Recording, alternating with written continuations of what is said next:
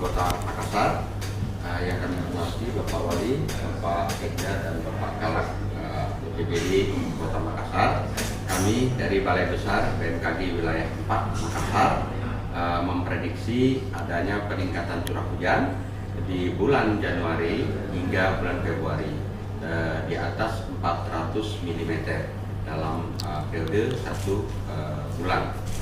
Nah, hal tersebut memiliki potensi yang sangat besar bagi terjadinya banjir maupun longsor serta adanya peningkatan tinggi gelombang di wilayah pesisir Kota Makassar.